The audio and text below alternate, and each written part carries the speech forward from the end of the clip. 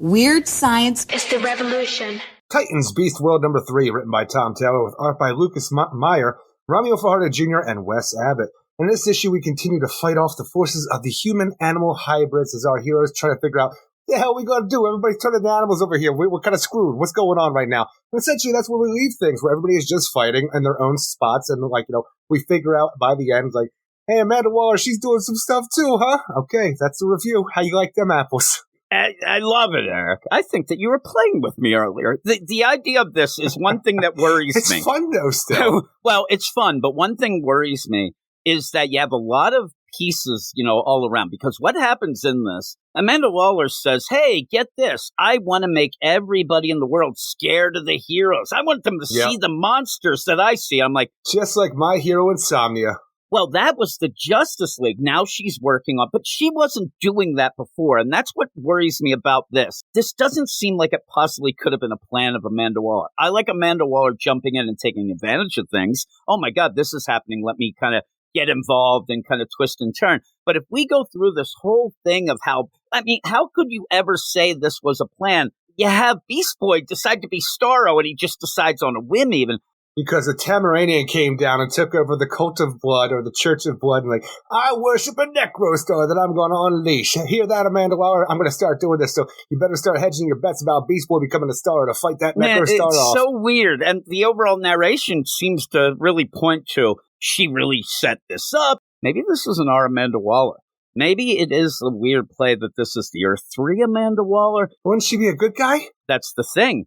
Would it be a twist of all twists to actually find out that our sus Amanda Waller is the good one? Honestly, that is a great twist because the whole thing, you have Amanda Waller who's constantly crossing the lines that everybody else can see, but it's still her line. And she's not she has her own line that she won't cross in what she's doing for the right thing. Almost like a peacemaker. I will kill everybody I can in order to get peace. He believes he's doing the right thing and he's acting for the betterment of mankind, even though he's doing horrific things to get there. I could actually see our Amanda Waller being the good version of an Earth 3 and stuff like that. So, vice versa like that. So this could be an evil Amanda Waller who took over and says, I'm going back to your Earth, bitch. I'm going to go take over things there. And I'm going to do some crazy stuff. And then where we get this big event that now includes them having to go save the actual Amanda Waller, that might be pretty cool. We'll see where it leads and where it goes down the line. I don't think anybody needs to go and save the real Amanda Waller because, that's we got true. stuff to do here. They're heroes. That's the hero three problems, thing. You know what I'm saying? Yeah, that is true. But when we start off this issue, we continue with the bit in Kahndaq. You end up having Black Adam, the Lion, and he's, I don't know, he's there. It's the wow moment. He ends up winning Starfire, and then he's like, oh no, he ran away. What happened? Oh, he's more animal. And that's where I think maybe I was talking to you a bit about it before, but I kind of wish that there was this time limit thing of, oh my God, if they wait too long, that Parasite ends up, really getting the hose. I wish there was any explanation about what's going on, except for, even though Batman's a Wolfman, he's still in there and he's still a good boy. I don't know what the rules are to this whole thing, animal-human hybrids. It just is for whatever it needs to be at any given time. Well, and they call in Dr. Clancy. Cool. Dr. Clancy comes in, right? Clancy. I am so disappointed because you are bringing in Nightwing characters like the former landlord of Nightwing, Dr. Clancy. Now, you're bringing her kids along like she is doing stuff to try to figure out a cure, if there is any, for the animal-human hybrids. When you have people like Dr. Midnight, Mr. Terrific, look, I'm sure Dr. Clancy, she is very good at what she does, but in this situation, you bring in specialists that are beyond your former landlord. Yeah, it's true. You're going low rent there. It would be like me. I'm trying to cut corners. Oh my God, that Dr. Midnight, he costs too much. Let's get Dr. Clancy. And then Dr. Clancy has to reveal, oh, I know you're Dick Grayson, which it is kind of silly, all the thing, but I don't know if I love that, but still. Well, even the reveal of that whole thing, it's okay, it's just out in the open, let's move on. Okay, you could have done something more with that. But even the idea of doing something more with that, I think her name's Bridget now, and I'm trying to think, Bridget Clancy. But the whole thing, she's been, from the early to mid-90s, the character was introduced. You have this whole thing that's not any really relevant anymore, so I don't know why you need to have this. I don't know either. Or even the idea, here's the big reveal where she figures out it's Nightwing and tells him about it. It does nothing for anybody for how far removed this character is. I think Tom Taylor brought her in previously when he first started his Nightwing run, but she hasn't showed up since, and doesn't mean anything. These are the same things as when the police came to talk to Nightwing and he just name drops, or Barbara said he was a cop at one point, and then they just move on. It's just, hey, remember her? Oh, I remember her. You should too. The thing about moving on, though, is weird because they have Good Boy, Batman the Wolfman, right? He's there. The Wolfman. So they start to try to figure things out. I'm like, oh my God, there's nothing that has physically like changed blood-wise DNA. It's just this parasite in there. And then they're like, man, I don't know how. Get him on an operating table and get that shit out of there. So they don't do it. I wish they explained, well, we can't really do that because it does this. They don't. They just move on. I think we're going to World War Z this shit up. We've already been told out of sequence that what you have to do, almost like kill the host. They're just going to give them a deadly but curable disease, and then the I squirrels imagine jump you could out and psychically do that. I just think you have to grab all the psychics on Earth to do it. Almost like the task force, what was it, 11 that Amanda Waller, I think it was 11, XL. that she had, that you had all the most powerful psychics to go and attack Brainiac that one time. Make everybody think they're sick. And make everybody think they're on the verge of death, even though they're not, and the spores evacuate. You get that out there, but then you still just left the spores out there like, hey, I guess we're okay. Jump back in, boys. That you zap them, but who knows? Again, I think that at this point, they really want to try to get Batman, and then you work your way from there, but they just kind of sit on their hands. They figure out, okay, it's not anything to do with blood or whatnot, so let's move on. That's fine work, Dr. Clancy. I'm going to ask Michael Holt about this first. Double check your work a little bit. Second opinion style. And then, Bobo walks in, and you have to play that game. Oh, no, a monster. And then he kind of says, no, I'm Bobo. I'm the greatest detective. Well, and then it makes doesn't sense really do to have much. Bobo in here because, the idea that he is a sentient animal man, essentially. Like, he is just a sentient chimpanzee. So it's fun for the little thing, but there's no reason for him to be in this book whatsoever except for that little scare moment, like jump scare out of nowhere for Dr. Clancy. This issue, like I said, it's kind of that middle issue. You kind of, set some all things action up. all the time, pretty much. You get Power Girl who's trying to save a plane. And this is where, again, they're saying, hey, everybody, this isn't just random attacks. There is some coordination to this. They're going after structures. They're tearing things down. There's something more to the agenda going on beyond just, brainless, destruction. And Power Girl ends up getting in. She's the Fiery Phoenix now. Look, I understand that you want to say that magical things exist in this world, but just to turn somebody into a phoenix when everybody's just regular animals seems like a weird choice to me. But thankfully, you have Superboy get all lightninged up because we have his ass take on Power Girl and save the day from the people that she's, she was formerly rescuing from the airplane that she sat down and now has to save them from the Fiery Phoenix that she's become.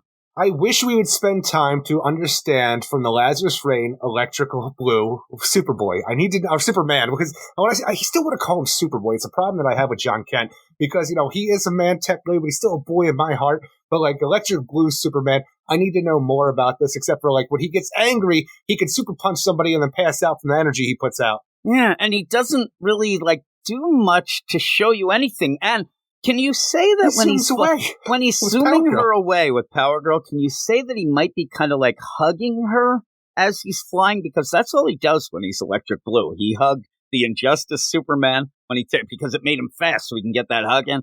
I'd say it's like a vertical spear like Edge would do. Maybe it does look like Edge would do that. And all this is just vertically, not horizontally. It's just to remind people that, hey, remember this that I never explained but did? Hey, I'm telling you, Electric Blue Superman here is just like Bobo showing up. Even the idea, Bobo, people love Detective Chimp. He's never done anything for me because I always find the character kind of boring, just kind of like a wow factor for a niche group of fans. And Superman being Electric Blue like that, it's one of those other niche things. I think it's cool, but I don't understand it yet. I want to understand it. I just think he looks kind of badass in this form. It's nothing for the story, though. No, it does nothing for the story, and that's where I have a problem with it, because it doesn't go that extra step where you see what happened. You said he turns Electric Blue, he overdoes it, he's angry. He wasn't really angry. He had to stop, Paige, so he does. Looks like he controls it better than he did in his own miniseries. And I would have liked, you said at the one point he passed out, when he does. I wanted to see something like that while he tries to get Paige out of there, Power Girl out of the situation. He passes out and maybe gets taken over himself. Maybe that would have been a cool play. But he just zooms off as Electric Blue Superman. And okay, that didn't do anything except, oh yeah, Electric Blue Superman. It's a cool look, but yeah, it doesn't really do much for the story. And then, like I said before, you then have Corey, and she's fighting the lion version of Black Adam. Then he's biting her, he's fighting her, she zaps him, and then he takes off. And Corey's like, well, what happened? I was going, oh, it must be the animal part of him zipping off. I'm like, well, that was a lame way to end that fight. It doesn't even end it. He just runs away. Thankfully, they do up the ante where it starts raining down spores more on Kahndaq. And, Corey's all like, hey, Donna, how much flame can you deal? Like, a great deal. And then she just explodes herself by hugging Donna, burning all the spores around them so they don't become infected, because that's the biggest concern right now. I'm just thinking, as this happened, I can't handle that much. I can't handle that much. Again, when you say that, it's like, R.I.P. Beast Boy, you ain't never coming back. But even when you do that, again, you said, get all the psychics, get the satellite, get everybody to think they're dying, and then zap them all. Just burn them. I say that, but it's not like, you still have millions across the world and a handful of heroes. The satellite. And then you just burn this shit, right? You just burn it down there. But it's weird, too, because you do have Wally, and you had, his daughter Irie there as Thunderheart. And it's a little bit weird for how she's been portrayed lately to see her in her old Impulse costume only. Yeah, that is true, too. Things seem a little off there, but they're doing, and you get to see a bunch of characters. This is what we like from, events, even crossover events, but we get to see, Alan Scott there with Mary Marvel. You get the Captain, you get Martian Manhunter. That's cool. And they're all they're blasting the eye. When Donna is called away from Kahndaq because Raven wants her help in space because everybody's trying to deal with Garo, who's not all hands on deck on Earth right now. And you got a cool, a group of heroes going on right now where you have Shazam, or the Captain Marvel, whatever you want to call him at this point, Mary Marvel, Alan Scott, Superman, Ravens, Martian Manhunter, Cyborg. They're all trying to take Garo down, and it looks really badass. But when Donna's there, because she has the lasso of persuasion, Raven is pretty much done everything she can with her powers to try to reach Garo. Because when she tries to, all she can see is the Conqueror inside the Starro that there's there. And she's afraid if she digs any deeper, she might actually hurt Garo if she tries to find. So use the lasso of persuasion. And I thought the idea was, I'm going to persuade Gar to get his mind back, as long as her will is stronger. But I think that the persuasion, though, is to stay away from Earth, because that's what they're really worried about. That's what it seems to be, because it's starting to go to Earth. And I'm like, I was really confused at this point. You want her to go one more step, right? I wanted her to try to persuade Gar to get his mind back, or just reach down and persuade him that you are Beast Boy, not Garo the Conqueror. But it's just like, I just gotta hold the motherfucker here as long as I can. I'm like, all right. Get Wonder Woman up here. We're gonna go with the classic Wonder Woman. I guess it was Shea Fontana, where you get the lasso around and he'll realize his truth and then become Beast Boy again. I love the play of the sequence.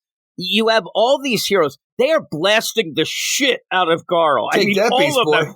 Blast, blast, blast. Then you get to the next deal, and there's Raven. I don't really want to do too much because I'm afraid that I'll actually hurt. I'm like, they are blasting the shit out of him. So just do it, Raven. We don't want to hurt his precious, precious sweet boy mind. It just made me laugh that she seems to be on the dark side of the Garo, the butthole side. She doesn't realize they're blasting the shit out of him. But yeah, it's okay. I mean, you end up and it gives you the whole play of Donna, and then you get that over narration again of the, she has iron will, and it's a little bit, hokey, but it works for this because it's supposed to be fun, and it's supposed to show each character, especially, again, this is a Titans deal. Exactly. So I'm going to bring up in the Titans book why that ends up being kind of bullshit, but in this, it is a Titans thing. It's supposed to show how great the Titans are, so that's why, and really making it personal, one of our own, Beast Boy, has caused this. So they're trying to, and they even spelled that out at points. So they're trying to do it. So I don't mind that. It's kind of cool. I do like when Amanda Waller it heads to Strikers, and it was weird because I see it Strikers, and I never thought she was going to get. I don't know what I thought because I'm used to now. To me, Strikers is like a huge, giant building, and this is just like the classic. It's a little off, but it made me laugh, and I really wanted these to be the Manta Men. I wanted it to be Black Manta and the Manta Men. I'm begging for that, Eric. I'm telling you the thing is, you're not getting Black Manta and the Manta Men. We might next week. You know what? We do have Atlantis and the Beast World Tour going on, so that we might get that. But you do have, essentially, I want to say King Shark and his posse, because they're all the shark men trying to take them down. They should have, bling. I swear to God, they're like B-boys coming out. Yo, yo, yo. And they come out there and they're doing things. I love where Amanda Waller's just walking casually. Hey, Peacemaker, take care of these walking fish. They're a little more than that, Amanda. I want Peacemaker to say, Jesus Christ, they're not just walking These are sharks and shit, and they're going to town. It's kind of funny. They don't care if they kill people that were people or whatever. No. So it works out. I did have somebody on Twitter who's like, I thought that they said they weren't going to get this is It's Peacemaker. Amanda Waller and Peacemaker trying to do their ultimate plan at this point by breaking out Lex Luthor to get something that he stole from Batman so they can kill Beast Boy. And I'm just sitting here, I don't know what that could be. Oh, I know what it is. What is it? His dignity. You didn't get that, Eric? I'm guessing that it's going to be, we're going to find out that it's the suitcase that says Titans on it. You know, you had the Justice League contingency. I think it'll be a Titans contingency. You had many suitcases for every individual member of the Justice League before. Well, this he kind of gets one. It could be multiple ones, but then she's like, oh, I don't need the others. Right? You go, boom. But it would be crazy if you find out that he had a contingency plan for like a Nightwing, but you figure he would. You know, I don't. Yeah, it opens up. It's the number for Tony Zuko. And that's what the thing is, you there. say that. I would just say that Batman is the contingency for an evil Nightwing. It might be. Yeah, it might be. So you open up the suitcase for it. It just says, I'm Batman on a little Post-it note. It seems like it might be something that leads to being able to take down Beast Boy, but we'll see. Thing is, it might be something interesting also for Superman, the ongoing series of Superman, for where, you know, Lex is working hand in hand with Superman and Supercorp, because if he does this thing to end up killing a hero to also save the world, it's not going to put him in a good light for Superman, who desperately seems like he's keeping it on his like what he always does, but I desperately want Superman to trust Lex and Lex to actually be on the up and up. He's Lex, so he will do something to kill a hero if it saves the rest of the world. We'll see what it is, but what would you give this? I like the art a lot. It's like, it's not Ivan Rice, but it's still one of the best looking art in DC Comics right now for everything we have for the week. But no, it's all action all the time. It's a little light on story, but it's still a fun read for like the middle part of like, you know, the Beast World stuff going on. So I'm going to give it a 7 out of 10. Yeah, I'm a 6.5. I'm a 6.5 because you said it's just the middle deal. The wow moments, Fiery Phoenix, Electric Blue, John, that's not Detective really Chimp. that great. Detective Chimp. But where the Titans come in and they tighten it up, they tighten the shit out of everything here.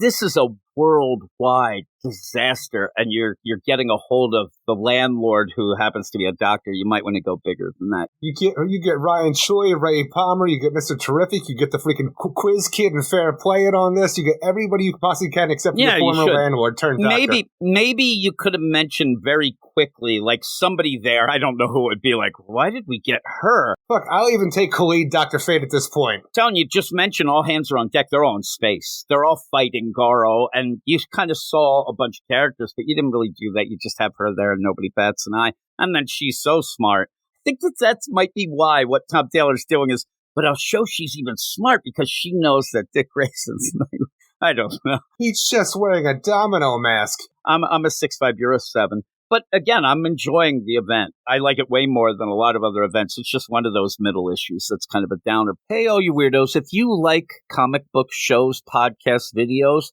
please check the description of this video where you can see links to all of our podcast shows, websites, all of that. And if you want to help us out for everything that we do, you can click on that Patreon link in the upper left-hand corner and check out our Patreon where you can go right now and get a 7-day free trial to see all the stuff that we do, shows that are Marvel, DC, indie, manga, and even more. So check all that out, and I'll talk to you all later. Weird Science is the revolution.